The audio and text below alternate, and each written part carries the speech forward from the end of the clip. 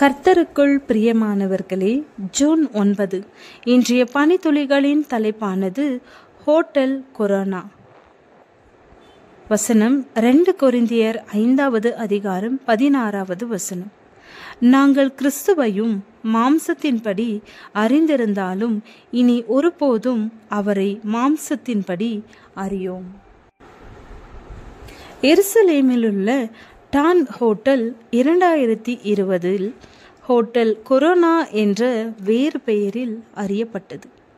COVID-19 மீண்டு வரும் நோயாளிகளுக்கு இது சமர்ப்பிக்கப்பட்டு இப்படி ஒரு கடினமான நேரத்தில் மக்களுக்கு மகிழ்ச்சியையும் ஒற்றுமையையும் கொடுக்கக்கூடிய ஒரு அபூர்வ இடமாக இந்த ஹோட்டல் இருந்தது.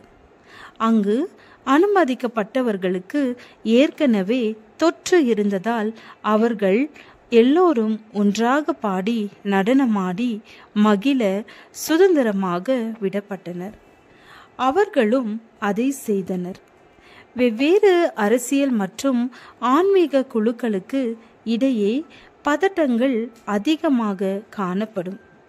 ஒரு நாட்டில் மக்கள் முதலாவதாக ஒருவரை ஒருவர் மனிதனாக பார்த்து நண்பர்களாய் பழகக்கூடிய ஒரு தளமாக இப்படிப்பட்ட நெருக்கடி உருவாக்கியது. நம்மை போலவே அனுபவமும் மதிப்பும் உள்ள மக்களிடம் நாம் ஈர்க்கப்படுவது இயற்கையானது, இயல்பானதும் கூட. ஆனால் அப்போஸ்தலனாகிய பவுல் அடிக்கடி வலியுறுத்தியது போல மனிதர்களுக்கிடையே ஏற்படும் நாம் இயல்பானது என்று பார்க்கும் ஏதாவது தடுப்பு சுவர்களுக்கிடையே சுவிசேஷம் ஒரு சவாலானது. சுவிசேஷம் என்னும் கண்ணாடி மூலம் நம்முடைய வேறுபாடுகளை விட பகிர்ந்து கொள்ளப்பட்ட முறிவு மற்றும் ஏக்கம் குணமடைவதற்கு தேவனுடைய அன்பு தேவை என்ற பெரிய விஷயங்களை பார்க்கிறோம். எல்லாருக்காகவும் ஒருவரே மரித்தார் என்று நாம் விசுவாசித்தால் மற்றவர்களை பற்றிய மேலோட்டமான அனுமானங்களை குறித்து நாம் மனநிறைவடையவும் முடியாது.